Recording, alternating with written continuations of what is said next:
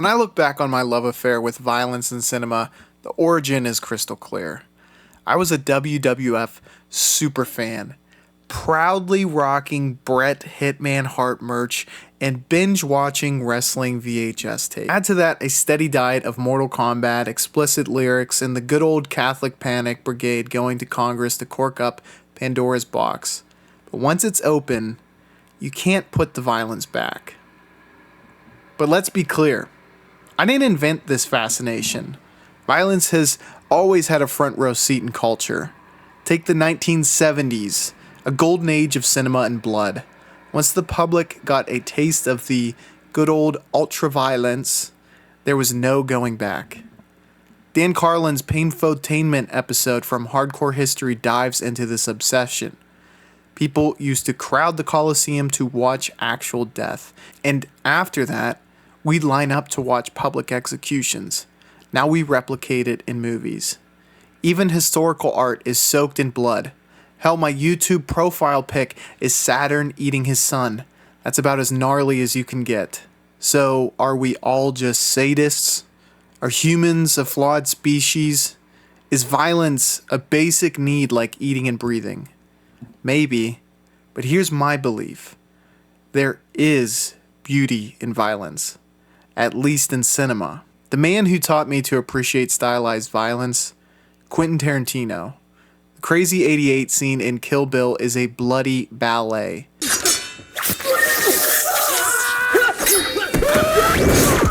It keeps going for nearly 5 minutes and you never want it to stop. Tarantino's violence was the pinnacle to me. Django Unchained, the final shootout after Dr. King Schultz's sacrifice, pure catharsis. Shots fired out like cannons, and the results was that of a blood volcano. Inglorious Basterds, flames licking a Nazi-filled theater. Machine guns rattled into the crowd of the most evil villains in a Tarantino movie yet. Once Upon a Time in Hollywood, a flamethrower moment of righteous chaos. History is rewritten in the blood of hippie maniacs. Tarantino didn't invent stylized violence, but he distilled it into cinematic poetry. Like any other historian, he took the lessons of the past to shape the future of cinema. Naturally, I wanted to find out what inspired him, so I did what every cinephile does. Hit up theyshootpictures.com. Dug into his influences. First stop, samurai films. Harakiri, the intensity of dignity in death. It's a well-known fact that the samurai code is death before dishonor. This cutting script does an autopsy on this thought with violent consequences. Sword of Doom, where every slash feels intimate. Tetsuya Nakade is like the Japanese Punisher, protected only by his sword. Much like the One Ring to rule them all, his sword has a dark spell that leads only to blood and rage. Samurai Rebellion, a duel charged with emotion. To see two men staring off with sword in hand ready to die, that's intensity at its finest. Even when blood sprays in films, it's not chaos, it's choreography, it's art. The splatter becomes an expression, more Pollock than pulp. It's even more than Pollock, touching upon something innate within us. Then came the spaghetti westerns. Leone's Dollars Trilogy brought stylish grit to the mainstream. The characters were dastardly, and so was the violence. We have Mexican standoffs where the outcome is promised to be pure brutality. Corbucci's Django and the Great Silence took violence into nihilism and snow-covered desolation.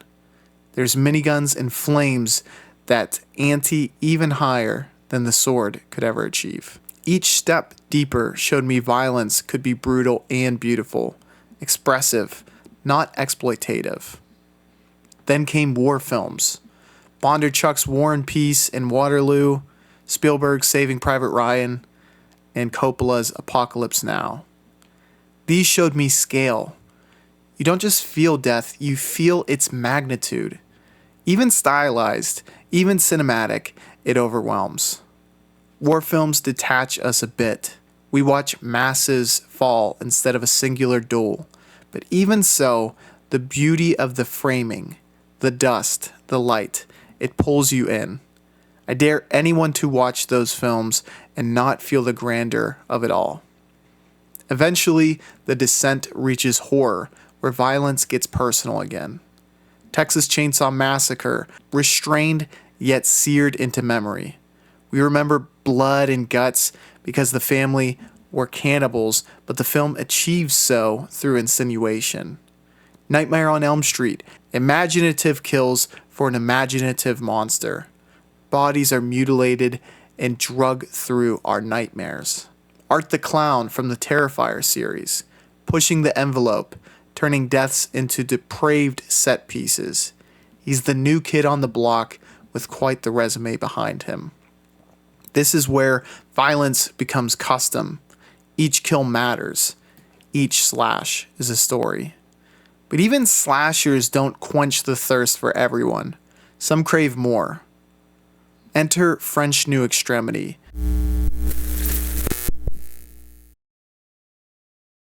The home of stylized sadism. Martyrs, trauma as transcendence. The movie that compares torture to a religious experience. Inside, the film that makes the magic of child rearing into a fear most moms could hardly imagine. Gaspar Noe, the poster boy of French New Extremity, he's not here to entertain. He's here to challenge. Climax, Enter the Void. Violence isn't cool here. It's acidic. It burns, but it's art. Irreversible, a film that lives up to its name, especially the infamous scene, one that I hope to never see again.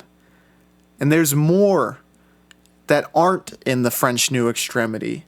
You have a Serbian film and films I've never seen. Ones that keep pushing the envelope further and further. Now let's talk about the line.